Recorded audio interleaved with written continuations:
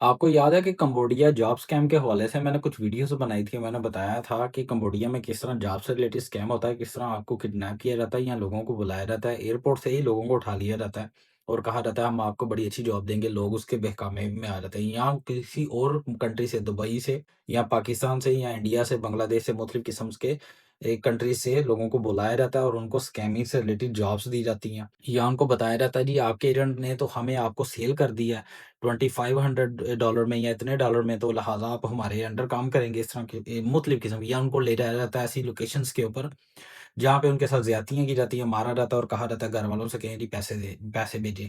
तो इस तरह की मैंने एक वीडियोज़ बनाई थी, उसके अंदर मैंने एक्सप्लेन किया था और उस वीडियो के ऊपर काफ़ी अच्छा फीडबैक भी आया था और उस वीडियो की बेस के ऊपर हमने मुख्तलिफ़ अदारों से कॉन्टैक्ट करके कंबोडिया के अंदर भी काम किया था।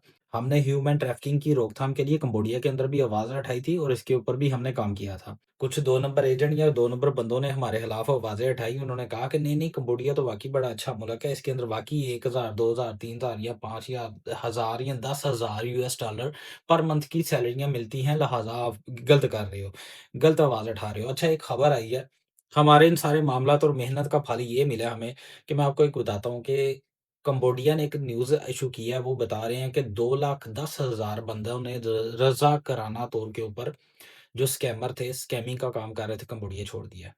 तो वो कह रहे हैं कि जी पीछे 200 केस रिपोर्ट हुए थे। उन केसेज़ की बी पिछले साल यानी कि 2025 में 200 केसेज़ रिपोर्ट हुए थे। उन 200 केसेज़ की बिना पे उन्होंने 2500 यानी कि 2500 जगह के ऊपर उन्होंने छापे मारे और उसके अंदर 46,000 उन्होंने पीसेज़ या डिवाइसेज़ उन्होंने कलेक्ट की, मुख्तलिफ किस्म की, जो कि स्कैमिंग के लिए इस्तेमाल होती थी और उस ज़ुमरे में 8,000 बंदा इन्होंने पकड़ के उसको डिपोर्ट किया। और जब उन्होंने ये वार्निंग दी कि आप इस मुल्क को छोड़ दें या जितने स्कैमर्स हैं हम उनके खिलाफ एक्शन लेंगे, ये क्या करते थे, मुख्तलिफ किस्म की एजेंसियों को जॉइन करते थे जो कि लोन रिकवरी करती थी या लोन देती थी या इस तरह के मामला जिनमें लोन से, पैसे से रिलेटेड, स्कैमिंग से रिलेटेड मामला, इनकी कॉल सेंटर वगैरह शामिल होते थे। तो ये वहाँ पे एक जॉब देते थे या काम करते थे और लोगों को कॉल करके पैसे कलेक्ट करते थे। अगर बैंक से अगर इन्होंने कॉन्ट्रैक्ट लिया कि हम आपको ये पैसे इतने दिलाएँगे, तो ये क्या करते थे कि उसमें से 30% बैंक को दे दिए, बाकी अपने पास रख लिए। कंपनी ने बाद में ये प्रॉपर एक स्कैमिंग की सूरतें तैयार कर लेता था। जब ये अमाउंट बहुत बड़ी हो जाती थी, तो ये कंपनी बंद हो जाती थी या बैंकरप्ट हो जाती थी। इस तरह के मामलात होते थे, जिससे वो जो पैसा इन्होंने रिकवर किया हुआ था, वो भी जाता था। और उसके अलावा लास्ट एक और बात उन्होंने बताई कि कंबोडिया की अदालतों ने 500 से ज़ायद अफराद के खिलाफ मुकदमात भी चलाए, जिनमें हाई प्रोफाइल सरगना भी शामिल हैं। तो जो लोग इन चीज़ों में मुलव्वस थे, उन्होंने उनमें सबसे अच्छी बात ये है कि 2,10,000 बंदे ने कंबोडिया छोड़ दिया। तो इस वजह से मैं आपको अक्सर लोगों को कहता हूँ कि अगर कंबोडिया का वीज़ा लगवा लिया तो ठीक है, कोई मसला नहीं है। कंबोडिया जाना ना, वहाँ पे एंट्री नहीं देते हैं एयरपोर्ट पे, इसी वजह से कि अगर आप जाते हो वहाँ पे, वो समझते हैं कि यार ये बंदे स्कैमिंग के चक्करों में आए हुए हैं, इन्होंने यहाँ पे स्कैमिंग से रिलेटेड कोई जॉब करनी है। अगर नहीं भी आए, तो ये फँस जाएँगे वहाँ पे जाके, अंदर जाके ये फँस जाएँगे।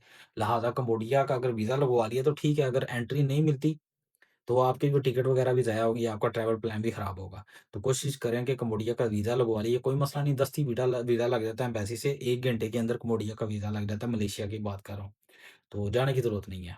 ये थी वीडियो, ये थी इन्फॉर्मेशन। वीडियो अच्छी लगी है, वीडियो को लाइक कीजिएगा, चैनल को सब्सक्राइब कीजिएगा। अपना बहुत सारा ख़्याल रखिएगा, दुआ में याद रखिएगा। अस्सलाम वालेकुम।